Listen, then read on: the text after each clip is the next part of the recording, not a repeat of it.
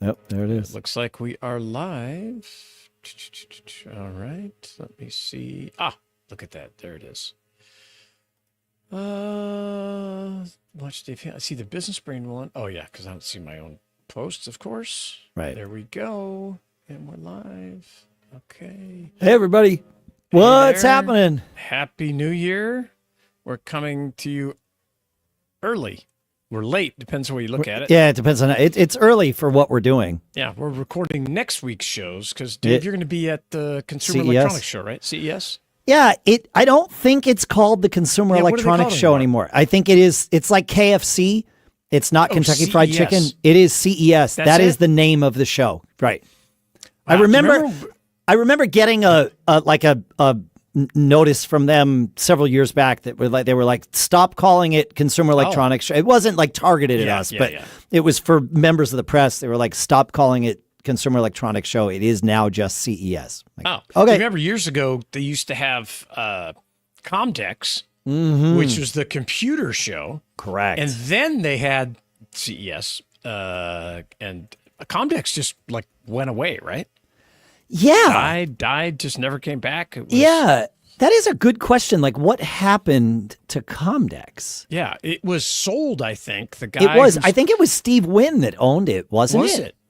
Either Wynn or, well, we could certainly find out. I'm looking. Okay. It ended in 2003.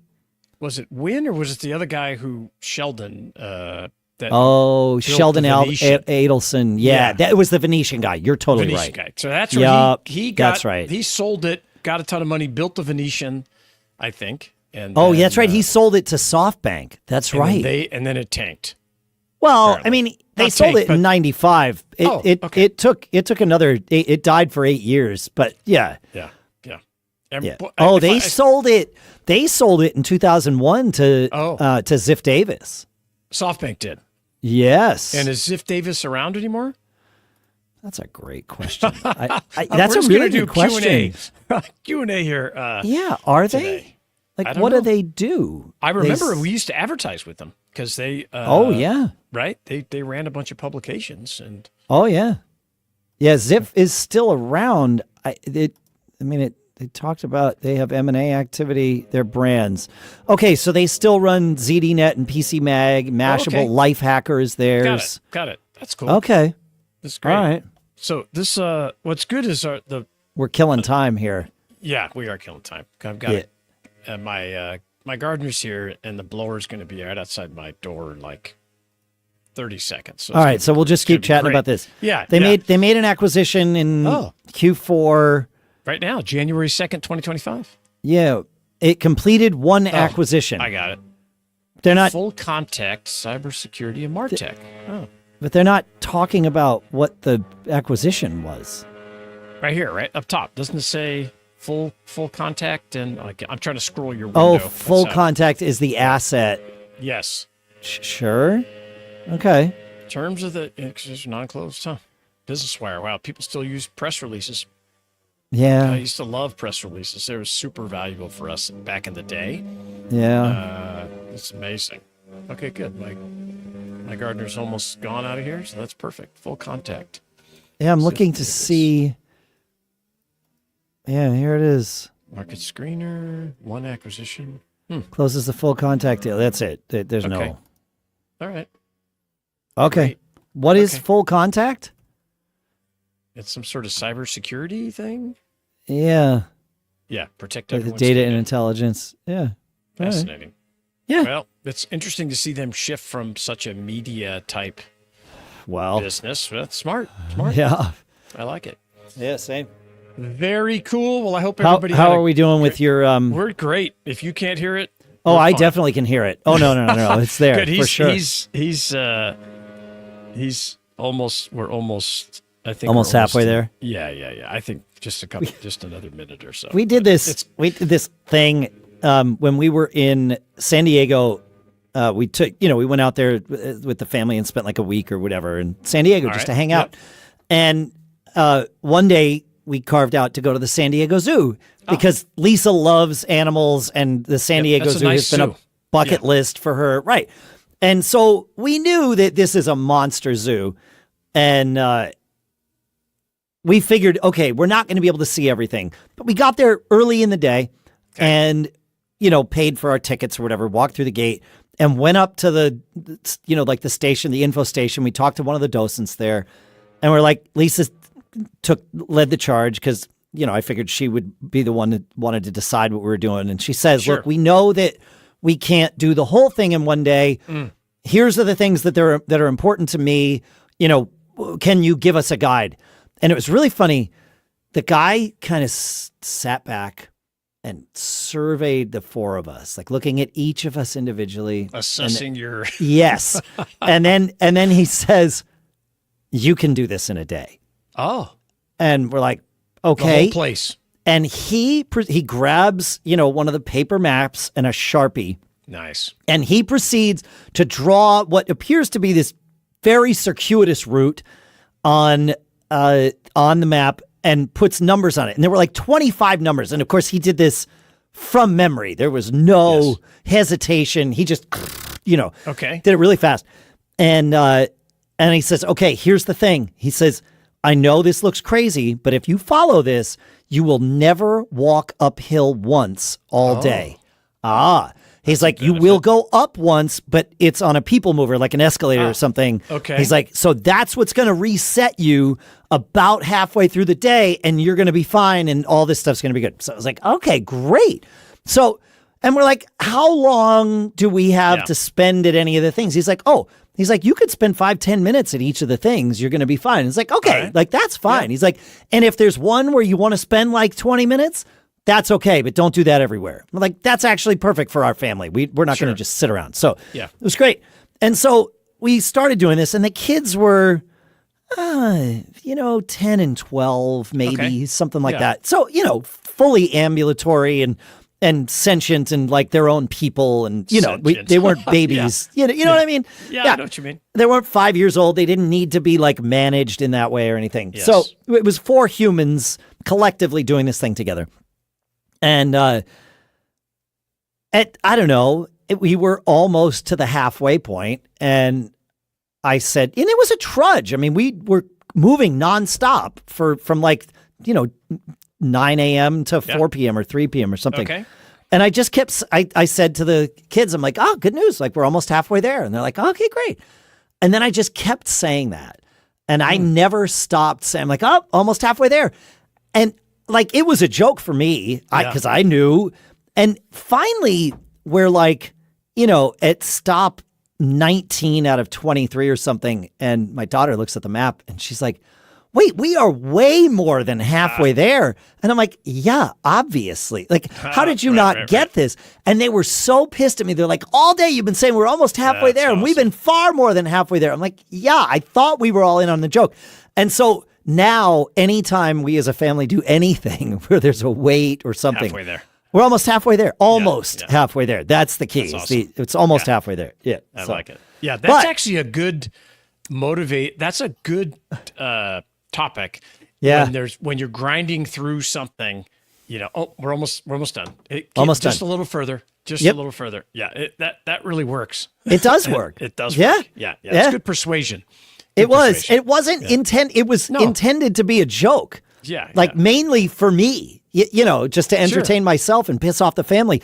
And it did eventually, but it took a long time for them to catch on. It's like, they're like, we're almost done. I'm like, of course, it's like 2:45. Of course we're almost done. Like, the sun's going to set soon. That's great. All right. Well, we waded through the thing. The gardener's done. Yep, I'm going on D&D for my right here, so nobody bothers me on my computer. And that's great. I'm ready whenever you are. There goes nothing. Business Brain, episode 612 for Wednesday, January 8th. National Snuggle a Chicken Day, 2025. I don't even... Where do they come up with these? You could have a holiday about anything. Yeah, absolutely. Greetings, folks, and welcome to Business Brain, the show where we take some ideas, we dissect them, we inspect them, we use them to tune our business brains each and every time we get together. And here, saying Happy New Year to everybody in Durham, New Hampshire. I'm Dave Hamilton. Hey, and it's New Year out here in California, too. Turns out it goes across the whole world. Apparently, it's pretty wild. Yeah, it's amazing. That's true. If you didn't know that, it would be amazing if you didn't know that. That would be the amazing part. Well, maybe a little kid or something like that. Two things about New Year's that I love is one of them that you love your landscaper who's running a machine in the background there. Yeah, well, normally we don't record on Fridays, so I have him specifically scheduled on Friday. Not only so we can enjoy our outside garden on the weekend, which is nice. We usually entertain a weekend or whatever. But I don't have typically a recording to do.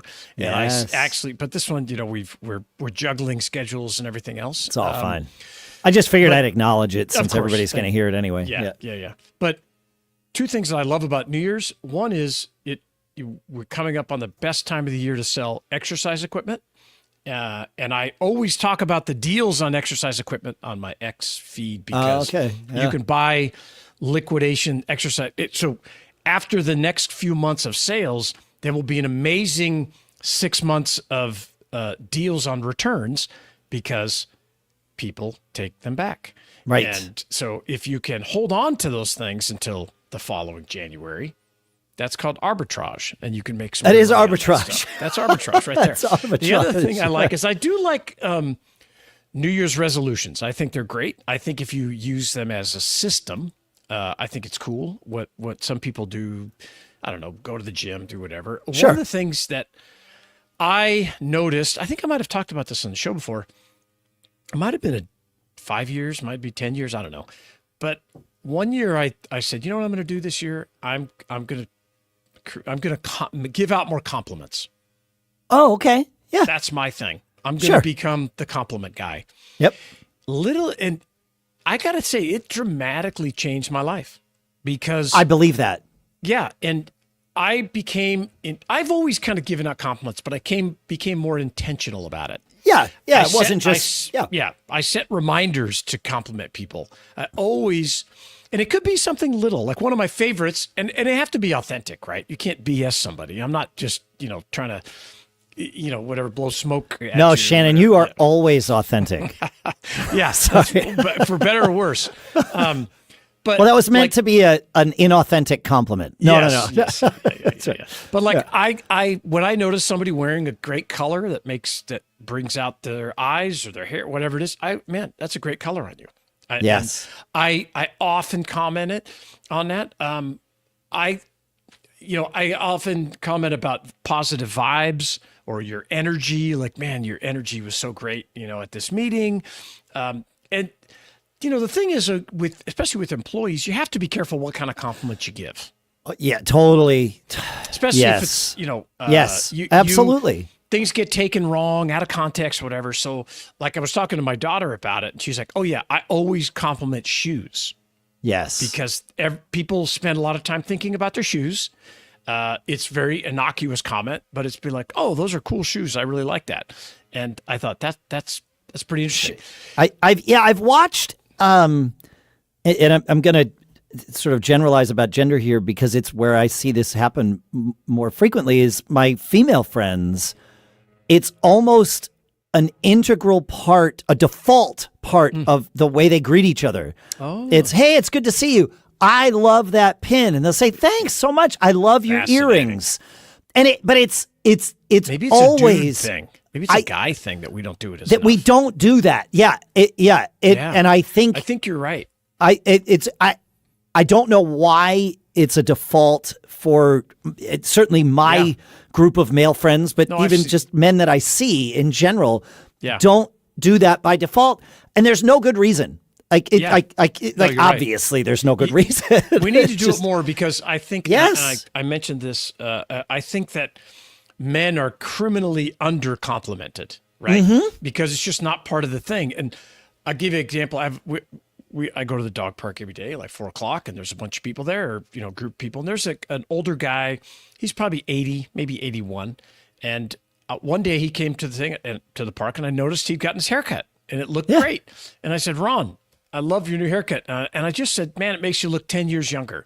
Yeah. And he turned bright red like a teenager, and he smiled, and I was just like, oh man, I got to do this more. So, I always mention the guys' haircuts because I can tell, Yes, I just gotta look, you I'm totally like, can tell. Yeah. Yep. I'm like, oh, you got a haircut today. It looks great. And it's just one of those simple things. But you're right. That list of things like shoes, a haircut, some accessory, right? Because that's an obvious thing that someone spent time to think about. Correct. Where I find trouble, beware is like that shirt looks great on you. No. That can be. Can't do it. That can go completely sideways. Yeah. Yes. You're better off talking also about the way someone did something. Especially if they work for you. Like, hey, I love the way you handled that customer. Yes. I love that phrase you used when you were handling a return. Or I love the way you talked to your other employee about X. Whatever. So, so an action is another great thing to compliment on there. But I would become the compliment guy. What happens is, there's that saying, when you walk in the room, you have the ability to raise it or lower it, like raise the cheerfulness or whatever, or lower it and kind of lessen things. So if you walk in and drop a couple of compliments as you're walking around the room, it lifts everybody up. And I think it's something worth doing. I definitely have noticed a difference in my life, and give out more compliments, especially to the dudes that may not be getting any. Yeah, or anybody that's not getting, but give them to everybody. Yeah. I've noticed this, and again, it's perhaps it speaks more to the circles I find myself in, but yeah. And if you want to start, a great place to start is at businessbrain.show/reviews, because you could leave a compliment for us, because this show is not free. It takes a ton of time for Dave and I to put it together, to meet every week. We love doing it, and we're going to do it forever. But the payment we would like to extract from you would be a quick review that would take you 23 seconds. businessbrain.show/review. That start off the year with your first compliment to us. Love it. Yep. Yeah. Love it. Cool. Love it. Awesome. You have an interesting topic that you wanted to talk about too. I think it might have to do with the time of day that we record this show. Because what I put on the calendar, on our agenda here, is the topic of being comfortable with chaos. And certainly by 4 p.m. Eastern on a work-ish day for me, I've experienced some version of chaos. It's more likely to have happened by 4 p.m. than it is at, say, 10 a.m., right? Yeah, and that's fine. But it also is just my life. I put myself in scenarios where chaos is the norm. And, this week, for example, I mean, we had the Wednesday holiday. Now, I'm flying to CES on Saturday. On Monday, I had a band rehearsal for this Led Zeppelin tribute show that I'm playing right after I get back from CES. And even halfway through that, I realized I am underprepared for this. I didn't go into the rehearsal thinking I was underprepared. I didn't realize the caliber of players that I was working with and the attention to detail that we as a collective were going to decide to give to this material. I'd never really gone nerdy about Led Zeppelin before. Yeah. I'm aware of Led Zeppelin. I've played Led Zeppelin songs, but I've never gotten nerdy about it. And there's one guy in this group that, lived and breathed Led Zeppelin while he was growing up. And his enthusiasm was infectious about it, right? Cool. So it was great. Like that's a great way to look at it. Yeah. It made us all. I mean, it was a wake up call, but it was one that I was happy to give to us collectively, right? It was like, we got to do more. We had another rehearsal Thursday night, which meant I needed to put in some time in the middle there, but I needed to get ready for CES. I had this holiday, so. On Wednesday, I spent like 4 hours in the studio completely going down the rabbit hole of these songs and like really starting to like understand them at a deeper level. But that meant that I didn't spend the 4 hours on Wednesday doing all the prep for CES that I had carved out time to do. Oh, yeah. For sure. You know, because I figured, and the pregame is for the conference very important. For this one everything. especially, it is everything. If I don't know what I'm doing by the time I start driving to the airport, you might as well I should not go. No, I shouldn't go. Right. Yeah, exactly. Yeah. And I had maybe half of my prep done. I had my appointments booked and this, that, and the other, but then I needed to kind of spend some time and do that. Sure. So obviously I had to carve out the time to make that happen. And then I had this other rehearsal, and so there's been a lot of things compressing my time. And the entire month of January is just going to be mayhem for me. I had this week, and then I'm going to be at CES the week that this episode comes out. I'm free for a week after that. Then I'm going to LA to go to NAMM which is a show for music, the music industry, for the other podcast I do for Gig Gab. And then I'll come home from LA. And Shannon, I get to be home for one full day before I leave on vacation with my wife to go to Mexico. The right logistical move would be to fly from LA to Mexico. Yes, it would. But I need very different luggage with me. That's true. And I like the idea of starting vacation together with my wife and like agree. All of that. Like it's fine. So as long as the weather looks like it's going to permit me to fly from LA to Boston and then Boston to Mexico, that's what I'll do. If it looks like things are going to be mayhem, we get Lisa on a plane to Mexico, I fly from LA and we just deal with it when we get there. It'll be fine. But that's my January. I think I'm home for 8 more days or something. Yeah. Well, but there's chaos in this. Yeah. But that's the thing is if I have to sit down and intentionally look at the calendar and say, okay, I have done this to myself. I'm choosing this. Yes, correct. This happens all the time. This is not a surprise. And I'll take some time and figure out, okay, here are the things I need to block out in my life so that I know that, like, for example, today, I knew before we did this, I had to post-produce 2 episodes of another podcast that I had done that I recorded before Christmas.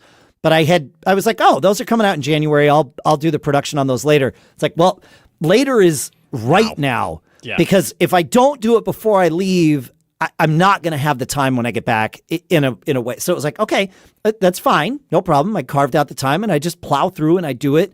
And it's that comfort with knowing that I am going to survive this chaos that I have created.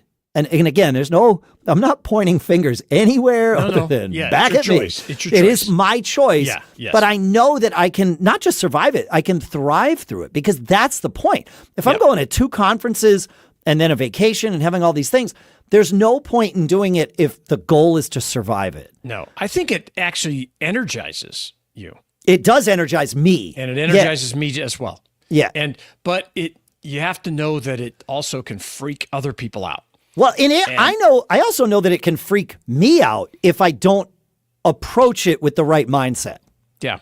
Yeah. I've had so we just got back from Tahoe. We were up there for right after Christmas through New Year's, and same kind of thing. I stack up.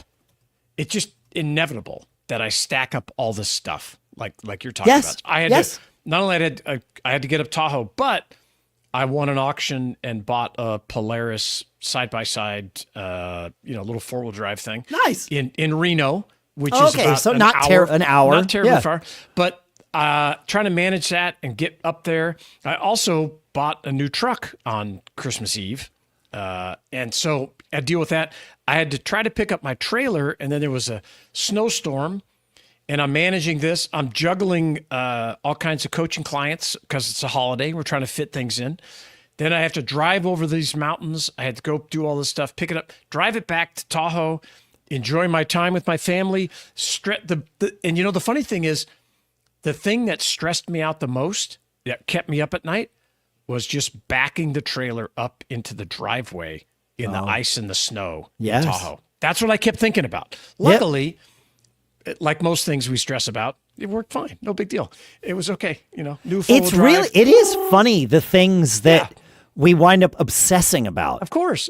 And so then, got back, then spent a great few days. Then I had to drive that Polaris to our other property, the River House, to leave it there because that's where I want to use it, yada, yada, yada, Yeah. to get home.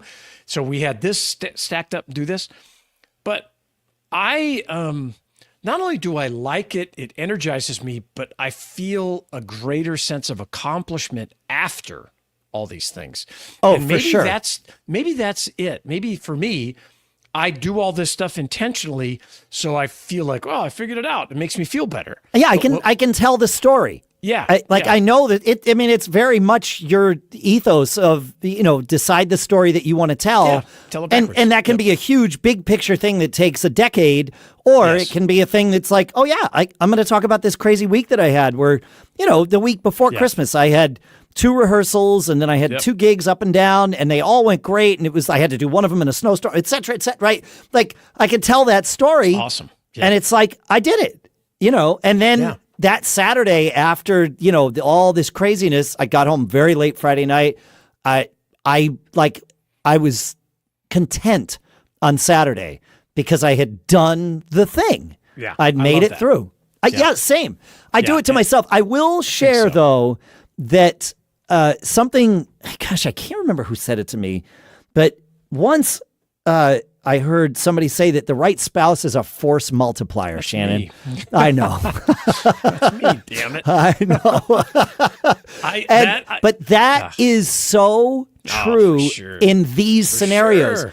because I can tell you, like, there's been times where I have either overscheduled myself or scheduled myself for mayhem like this at the wrong time. Yeah. And the support of my wife in the times where I do it the right way or at the right time, and sometimes I don't know if it's the right time, Shannon, but versus the infrequent, but it happens occasions where it's like I don't quite have. She tolerates it, but it's not supportive.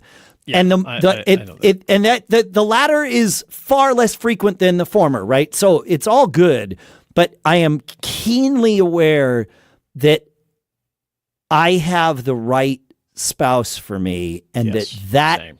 fuels me and allows me to do the crazy things that I do. Yeah. And most of it is for the family. The gig stuff, that's for the family too. They sometimes don't think so. No. They wonder, do you hate us and that's why you do this?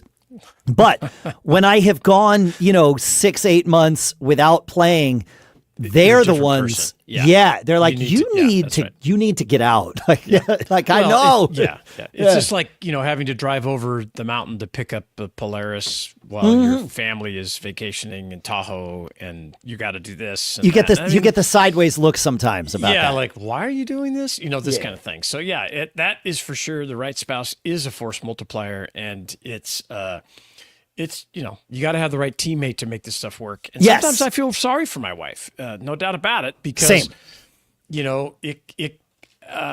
just because I'm comfortable with chaos, it doesn't mean she is. And she likes things regimented a certain way. Yep. And so I've gotten much better at managing my calendar and syncing up with her so she knows what's going on, because stuff changes all the time. Our schedule, like normally, we record Tuesdays or this or that, and we're hopping around and this. And so we've trained each other to, before we start dropping texts to each other or reaching out, look at the calendar. Where's Renee at? What's her schedule today? Where's Shannon? Oh, Shannon's on the call for the next hour. So I know he won't be available or whatever. So that communication, and it blows my mind when I have a lot of friends like this that don't have a family calendar, that don't share. I don't know how it would work. I think we have. This is actually a good topic to talk about here. I know we're going to run a little longer than we normally do here, but we have 4 family calendars. That's probably one. Right. Yep. We have one that we call family group, which is for an activity that all of us are participating in. Now, with the nest empty these days, it's rare that events go on that one, right? For obvious reasons. But through when the kids were in high school and college, that made a lot of sense. Yeah. And then we have a family personal calendar, which is things that the family needs to know about, but only one person is doing. Okay. Yeah. Yes. right? Like you got to know that I'm doing a thing here. There. Yeah. Correct. But you're not coming with me. This is just for you to know. And then we have permutations of the family group calendar. We have one with my wife, my son and I, and one with my daughter, my wife and I. And, that way we can kind of arrange things and it's all fine. But I can't, like you said. I couldn't imagine. No. Dude. And I use Calendly, which is a service that allows other people to book your time on your calendar. So that syncs up with, I have certain calendars that it checks first. So okay. And I've run into trouble with that because all of a sudden something will pop up and I'll be like, what's this? And so I've learned to put some pretty good rigid rules in place for other people to schedule my time. Oh, and you have to be really careful or you'll just burn your whole day. But yeah. Oh, yeah. If you let people book your whole day, they will. They will. That's right. So, of course, because they don't know. No. They can only see the one appointment they're putting on your calendar. I used to have it wide open and leave it like, every half hour, no problem, until I was a few days in a row. I was just like, oh, this is amazing. I can't do this. So no, definitely. The great thing I love about Calendly is you can create different types of events, and all these rules can interact together with, okay, I'm only doing one free call per day, but I will do 2 paid calls a day, whatever you want. All these different rules. It's great. But that's pretty good. Right calendar, right spouse, embracing chaos, and give more compliments. That's a good grab bag today for our first show of 2025. Technically not our first. Second. It's the first one we've recorded since the new year. That's fair. Technically second. Yeah. Thanks for hanging out with us, everybody. Please, businessbrain.show/review. We would love that review from you. We request it even. We also request that you have a good couple of days, and we'll see you on Friday. See ya. Keep living that charmed life. All right, we are out. Awesome. Of that episode. And now we're in between. So if you're watching the live stream. See if I remember how to do this. Yeah, exactly. Dave is going to push some buttons, press some knobs, spin knobs, something like that, and get that episode ready for post-production, which only takes a few minutes, and so that I can go up and do a few things afterwards. So we always like to do this stuff quick and not have to wait weeks at a time before we post. So what am I doing here? Important. Right. I have to do this. God, I've published 3 podcast episodes today. Yeah, you got to keep that straight. That's for sure. And when I was doing the 2 Gig Gab ones, I knew what I was doing to myself, but I actually started producing them in parallel because there's things you have to wait for, like Alphonic's going to do this. So I would do something else. It's like, okay, wait, is this episode 463 that I'm talking about here? 464? Oh my gosh, dude. Yes. That's tough to keep I got track. it right, but it was like, perfect. It was, there were some moments where it was like, wait a minute, I don't remember my name, Yeah, that's great. That's very funny. But yes. So we're going to roll. We have a couple of interesting topics for Friday. We call it Casual Friday. We try to lighten it up a little bit. We used to record one episode a week, and it was about an hour. But now we do 2 because we find that the shorter episodes get a bit more engagement, a little easier to digest, I think. It's interesting. There's either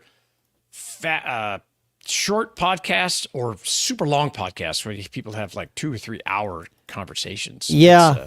That's interesting. I don't know that I've ever, I guess if my day was chunked up a certain way, I could, like if I was driving or traveling, I could listen to like a 2 or 3 hour podcast, but I've never listened to, I really don't listen to, like a guy like Joe Rogan or who's a few other ones, but I like Penn Jillette's another one who does really long shows, long ones, and they're great. But getting through them all, I think would be really tough. About an hour would be the max, I think. Yeah, I like with Mac Geek Gab. There was a period of time where our MGG episodes were pushing like an hour 30, hour 40. We try to keep that tighter now. We aim for an hour 15, but we hear from people that are like, oh, I listen in chunks. And it's okay. I think that's it. Yeah, that's right. You got to listen in chunks and manage it on your. I realize that though I am a perhaps even a typical podcaster, I am absolutely not a typical podcast listener. I do listen to podcasts, but I don't think my listening habits would fall in line with what is typical. That's okay, but I had to learn. Okay, I'm not making these shows for me. For you, This show is arguably the one that I would make for me. Sure. Like in terms of the format and the length, I if I'm driving to the chiropractor or to the store, I will find a 20-minute podcast to listen to versus an hour long. Yeah, I can't. Most of the time I can't be at my desk listening to a podcast because I've got so much other stuff going on that I'm writing. I can listen to music at my desk, but that's it. Yeah, that's it. I feel the same way. And how do I do this? I'm gonna fix my. I'm finished with our. I'm too blue. There we go. Awesome. You're all good. Here. Yeah. All right. Fantastic. I'm interested to hear this every platform experiment that we're going to talk about. I don't know. It's okay. It's okay. I want your feedback on it, and I know what you're going to. I know one of the things you're going to say. I don't know everything. Well, and my topic, I want to be careful because I have a list of like this and this. So I don't want to recite the list. We want to have a conversation about the pieces of the list. Great. Okay? Does that make sense? Thank you for the setup. Yes. Because like it comes from something I posted where it makes sense to have a list. Where a conversation should be much more natural and not have a list. Yeah. Okay, cool. Awesome. I might need more hydration. Hang on one second. Okay. Sounds great. I'm here all by myself. I got the show all to myself. Now I can do whatever I want. Look at this. We're good. We can do all kinds of crazy stuff. I can go back. Oh, he's got this one going. There we go. Perfect. Now I found the thing that I want. Okay. All right. I just wanted to grab a seltzer. I made the mistake. We had a 3.5-hour rehearsal last night, and after gigs, I know to intentionally hydrate my body. Yeah, sure. And I did not think about that after this rehearsal because usually rehearsals are a couple hours and they're pretty low impact. They're not like gigs. Playing these Zeppelin tunes. Oh, this was 3.5 hours nonstop, and and by the end of it, I was waking up with like leg cramps and stuff. I was like, shoot. So I'm fighting hydration today, but it's fine. Awesome. Mm-hmm. All right. Cool. I'm ready to rock here. I am ready to go. Let's go. There we are. 6:13. Great. Business Brain. Do that again. Business Brain, episode 613 for Casual Friday, January 10th, Quitter's Day, which is meant to inspire us not to quit. Yes, 2025.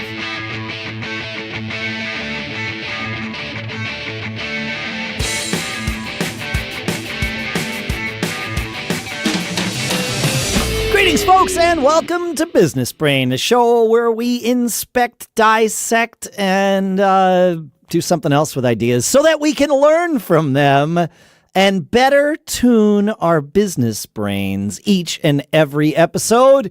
Here in Durham, New Hampshire, I'm Dave Hamilton. And in Northern California, I'm Shannon Jean. How goes it? This will be Friday, fun, casual Friday show. Casual Friday. Yeah. That's the idea. Awesome. Yeah. That's Quitter's Day. I don't know. I thought that was an interesting thing. Well, it's not as crazy as Snuggle a Chicken Day. Yeah, that was odd too. Yeah, it's the second Friday in January each year. Okay. And it is the tradition of setting New Year's resolutions began some 4,000 years ago with the Babylonians. And that's kind of where this came from because, let's see, the history of Quitter's Day. Oh, it was conducted by Strava, the social network for athletes. And it found that 80% of people who made a New Year's resolution tapped out by this point in January. Yeah. That's wild. Yep. And so they came up with Quitter's Day to inspire us, to remind us of the quitters and inspire us not to quit. I like that. Yeah. Sure. Yeah. It's Makes good. Sense. It does. I've been doing an experiment. I've done this occasionally over, maybe once every 2 years-ish. Okay. Where I'm calling it my every platform experiment. And what I'm doing is anytime I think of something to post to social media, I post it everywhere. And when I say everywhere, and I'm pulling out my phone so I don't forget where I post things, Facebook, Instagram, and Threads, that's actually pretty easy because they're all the same company. Can you post on one platform and it pushes it out to everything? Great. Correct. So that's, as long as it has a picture with, but it's not just one. For the purposes of this experiment, it is not one. But it is. It's one post, which is great. And then I post to X, and I post to Blue Sky, and I post to Mastodon. So there's 5. 5, 1, 2, 3, 4, 5, 6. You're right. Yeah, you can count better than me. Right here. That's why you do use your fingers. Yeah, that's right. It's hand number 2. And the idea is, and generally what I do is it'll be a picture with some commentary. And so I copy the commentary to my clipboard. I think I could probably write a shortcut on my iPhone to do this, or to at least semi-automate this. Okay. And I probably should, or at least I should look to see if somebody else has, because that would make life easier. But the reason I'm doing it this time is to see where the engagement happens with my audiences on these various platforms. And I have audiences on any one of them. I have audiences of, probably the lowest one would be 1,000 people, maybe a little more than 1,000. So it's enough of an audience in each place to get some sort of a gauge of reaction. Okay. And the purpose of this is so that I can make a decision as to which platform or platforms I should focus on with my posts. It doesn't mean I would stop posting on the others, but this is a little bit overwhelming to do this all the time. It's not terrible. I mean, it takes me a couple of minutes, but and so I'm using, this isn't going to be the deciding metric. It's certainly not going to be the only metric, but it is an important metric to see. Like, okay, like if a platform gets no interaction or engagement for me, I'm probably not going to keep posting there. Now, I realize that that's counter to what you did, starting about a year ago, where you had no engagement on X because you had no following on X. Yes, correct. So you went through a process of intentionally developing a following. You picked the platform first, correct, and then grew and focused and just, bullheaded persistence. I'm going to make it happen. Yeah. And so I may do that too, right? I may decide, but I'm trying to get a feel for where my audience or audiences are, because I am noticing that they have moved. I get from my tech audience, from that stuff, that's not happening on X at all anymore. Yeah. That's all on Threads and Mastodon and maybe Blue Sky. And so that was like where it was like, well, but where are they actually? Yeah. And so that's why I started this. You're experimenting to see that. I guess if all of those sites give you the analytics that you can look at to see, like, yes, but the analytic that matters the most for me is actual human replies, likes, the things where someone took an action, I agree, and actually engaged. That I don't, and maybe I'm doing this wrong, but I don't care when it says, whatever, 5,000 people saw this post. Like, well, but which 5,000? I don't care. It depends on, you should, because I'll tell you why. This is why I want to have this conversation. It depends on what you're trying to achieve. And the way if you have 1,000 followers and your post got viewed 800 times, that really, means that only your followers saw that, and not even all of them. Right. So if you're trying to grow beyond and attract new people to your feed, you have to get beyond the 1,000. Okay. Yeah. Okay. So the views, that's the reason the views are important, to understand of there's a mix, like that we call them, there's 80% value posting, 20% other stuff, fun things, interesting things, that kind of stuff. And what I have found is that sometimes the 20% drives a tremendous amount of traffic. I had 1.9 million views on a discussion about Wagyu beef tenderloin a couple weeks ago.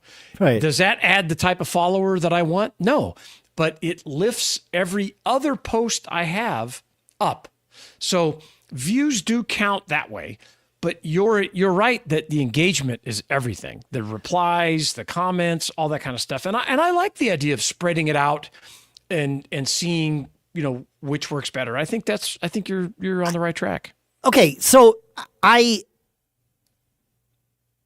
the thing you talked about here with the intentional growth and looking, having a formula and doing the 80-20 thing, that's my plan for after I decide which platform. Which one. Yeah, right? So this is more, you're right. This is really speaking only to my existing audiences in these places.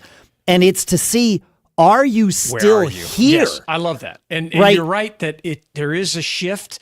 Totally. Different people go to different platforms. There's some smaller ones, and you get a different value out of a specific platform that the demographics very different than on LinkedIn, yes, X, Threads or Blue Sky, very different. So you're being intentional that way. I'm just trying to figure out with the people that have already decided to follow me. Yep. Where are you now? Because I know you were on X at one point because that was really the only place I had a following. Yes. And now I get far more engagement out of Facebook than X. Yes. So, but it's but Facebook's different than X and Threads and Blue Sky and Mastodon. And so I'm really trying to figure out which of those is the right place for me. And maybe different subjects go different places. Absolutely. But I'm only going to focus on growing one at a time. Yeah, that is what I was going to get at. I do believe that if you want to have, if you really want to build something and measure it and turn it into something, whether it's a business or whatever, just following creative, whatever you're doing, it is better to master one at a time. Yeah, because it number one, it takes a lot of time, no doubt about it. I mean, I've posted 21,840 times in the last less than a year. In January, I had 541 followers, and now I have 33,168. Okay. Yep. So, but I found an audience on X, right? People wanted to talk about the stuff I was interested in talking about. Right. Now, there's definitely, if you were in the crypto space, it's dead. It's actually lowers you in the algorithm if you're talking about crypto now. Because it just got, you'll see people will write the word crypto, but they replace the Y with a number or something. So the algorithms doesn't say, see that kind of stuff. So, and I know I'm good friends with another creator that he had a crypto account with 100,000 followers that he just turned off because it stopped working, and he built a brand new account from zero on up because he's like, well, that's not where the engagement is, which is similar to what you're doing. Is where are the people that want to interact with me? Yeah, so I'm running a litmus test really, and then I'm going to focus I could have told you this part going in, but it's certainly proving out. I am going to need to have a presence on multiple networks because I need, one place for this type of content, the entrepreneur business content. I'm pretty sure that's going to be X. Yeah. Makes sense. I need one place for the tech content. And I'm not sure where that is yet. I'm not sure if that's going to be Threads. I think long term, it will be Threads. Interesting. I don't know if it's Threads today. I see. Mastodon, but So anyway, I got to solve that. And then there's the music stuff. And there's totally zero question in my mind that Instagram is absolutely the right place for that. Makes sense. That's where artists are. That's where creatives are. And so it's okay. But that's a lot of work. So I can't grow all of them simultaneously. I don't have. I don't want to. You need an assistant, Dave. Oh, I have one. Oh yeah. So my assistant takes my content from X and pushes it over to LinkedIn. Okay. And then she manages. We have a newsletter on LinkedIn, so she manages that, and then she'll alert me if a comment that I should get involved in or something like that. Got it. So that helps me a lot. And I had no followers on LinkedIn, and then about 4 months ago, she started taking that over, and now I have like 1,500. But one of those followers, what value can I add to them, and vice versa? What am I trying to do? And I'm learning on LinkedIn, there's lots of aspirational entrepreneurs, business owners that work for corporations that would like to lead a charmed life. That's true. And so as I discuss these things, it's what is the value proposition along the entire chain? Because the more value you can add to their lives, that law of reciprocity. Yes, of course. And it's like I don't want to always sell. I'm not selling. I'm just talking about stuff, but like we do here, what we've done and things we've learned. But eventually there becomes a group of people that do want your time and would like to hire you to coach them or to give them some information or buy some curriculum. And it's great. I love it. It's super rewarding. I never thought I would, productize my knowledge like this, but it's cool. Let me ask you this. I sound like Clarence Carter, but I'm not going to ask you the question he was going to ask.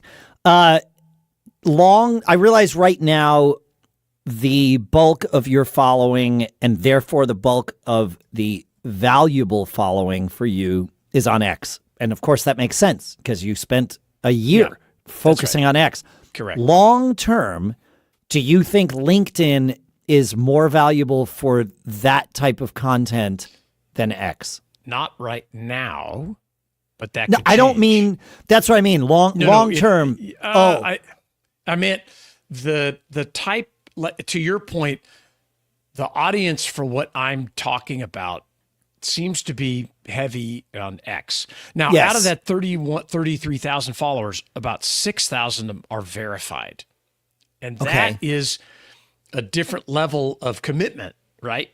That is somebody who's paying to be there. That's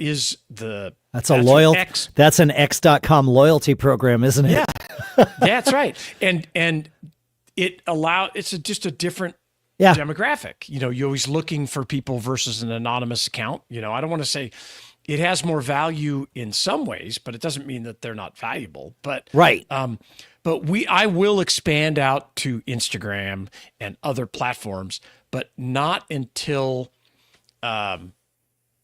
I know I'm not ready because I don't have the back end system in place to handle it yet. Absolutely. Yeah. Of course. Yeah. Probably when I get to 100,000 followers, maybe. Okay. Then it'll be time to jump over, and I'll have more infrastructure. Maybe have another person or two to help me.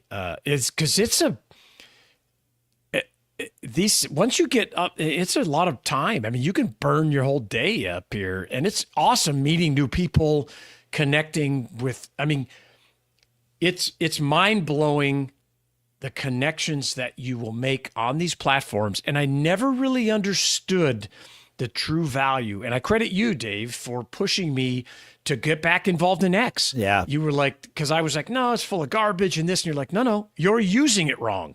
And I tell people that now all the time too. It's like, wait, that's right. The algorithm is giving you what you're looking at. It is giving you what you told it you wanted. Yes. And so once I kind of grasped that a little bit better, and I started focusing on small business and entrepreneurship and this and that, it changed everything. I know you did this, but I recommend everyone create a sock puppet account, a fake account's Just the wrong thing, but alternate. I like 3. Yeah, but create those and experiment with the algorithm with those. Yes. And you will see very, very quickly dramatic. that if you pick like, okay, all I'm going to talk about on this thing is politics and like you will get inundated with this stuff. Yes. And then you pick, okay, well on this one, all I'm going to talk about is knitting. Yes. And suddenly that's it. Like you would think that X is the knitting network and it's not, right? But they give you what you want. Yes. And understanding that if you want to connect with other people, whether you're trying to find vendors, suppliers, or clients and customers, use that to your advantage. Yes. Get into the flow of conversation, whether it's on LinkedIn or X or whoever it is. Yeah. That connects you with people in just a very different way, whether it's, you can do it on Reddit, but the fastest way to grow your account is by replying to other posts. If you're under 1,000 followers, no one's going to see your post. It just doesn't happen. They don't promote it as much, how it works. But what you do is find larger accounts that talk about what you're there for, turn on notifications for those accounts so you get notified when they post something, and get up there and leave a valuable comment as quick as you can. Then you'll be in the flow of conversation and people will start talking to you about your comment and your reply, and those people will start following you. Yes. Yeah, it's cool. It's great. And I keep us posted on your experiment here, because I'm interested in how you manage and what the metric is that tells you one is more successful than the other. Because I believe, and we'll do a prediction here, you'll get different measurements of different, from each platform. It'll be hard to compare apples to apples. It's not apples to apples. I mean, there's some version of apples to apples here, but in the end, I'm gonna have to make a leap of faith. Yes. And say, okay, here's what I've seen. I am going to choose this platform as my. The question is the tech platform, and I suppose the business platform too, because I think. And I spend absolutely no time on LinkedIn, but I think LinkedIn might be better long term. Maybe. For what I want to do business wise. Yeah, it depends. And I think is just like I try to talk all the time, do it backwards. Yeah. Start at what is it I want to achieve in a year, in 2 years. Exactly. And just work it backwards. And I think that'll help it. And certainly there'll be some subjective, because the type of engagement may be better for you or may motivate you more on one platform versus another. Like, I don't like Facebook's motivation or Facebook's engagement 100% motivates me the most. That's awesome. Every time. That's great. Yep. And like on X, one of the things I dislike about it is it's easy to I know how to turn on engagement, but I don't like to be controversial all the time. Of course. Right. I mean, I have a post right now that's growing and growing and growing, and it turned into a conversation. I was just posting about this Google thing popping up in my new truck because it runs Android Auto, apparently, in the background. It does not like CarPlay. No, it runs on top of it. It is the operating system. Oh, the car itself is running Android Auto. Yeah. Interesting. And I tried to turn everything off because I was like, well, I don't use this. Yeah. And when I go to use Apple Maps, a big thing pops up and says, oh, Maps won't work right because you've turned off the Google Play Store. And I said, wait a minute, this is not right. So I just posted about that, and it turned into an argument between Google Maps and Apple Maps. Not by me. Of course it did. But by everybody else. No, and so, that's the festering cesspool of the internet. That's right. For anyone who thinks that this is new, I have news for you. Like, it goes all the way back. Well, I mean, it's human nature, first of all. It is human nature. But in terms of it happening online, I think we can go back about 40 years to Usenet, the beginning of all of that. Okay. And maybe 45 years. And certainly one of the first flame wars was which text editor is the right one to use, and is it Emacs or is it VI? And in the right circles, you can still stoke the flames. Yeah. But like, and then for a long time it was, and it still exists to a degree, but not like it was. It was, is it Mac or is it PC? Yes. And now is it, Android or iOS? Yeah. And this will always be a thing, and it's fine. I mean, we traded on that with Mac Observer for over 2 decades. Yeah. It was wonderful. That friction yes. is also an opportunity. So that's where I say the 80-20 rule.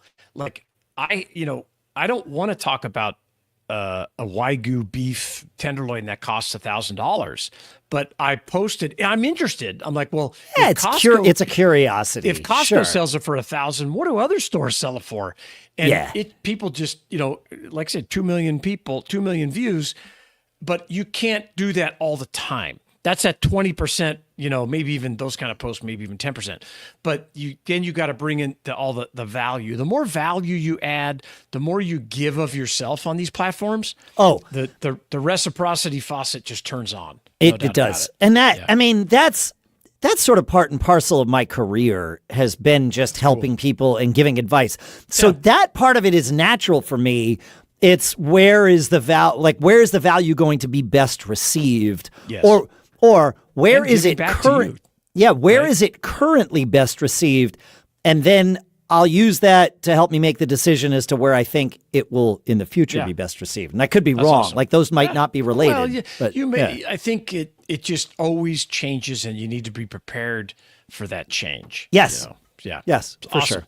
This is an interesting topic for Friday. We're not going to go. When you come back next week, because I have an interesting topic about emotion and desire, and how that is an important. Those two topics or pieces of human nature can be used to sell anything. Yes. And we'll have Scott Jordan from Scotty Vest on next week too, which is going to be a whole lot of fun, I think. Yep, he is. I've known Scott for a long time, and I've tried to get him on the show for 10 years, and we're finally going to make it happen. That's right. So, it's going to be a blast. Thanks for hanging out with us, folks. Make sure you go to businessbrain.show/review and leave us that review, because we want it and we love it. We need it. That's the cost. Keep on living that charmed life. We'll see you next week. Have a great weekend. Later. See ya. And we're out. Awesome. Sweet. Very good. Those of you on the live stream, thank you for hanging out and watching along. And we'll be pushing these 2 episodes. One will come out on the 8th, the first one where we talked about compliments and chaos. And then this one that we just recorded, which is episode 613, will come out on Friday the 10th. So have a great weekend, and thank you for hanging out with us for an hour. Take care. Thanks, folks. Later.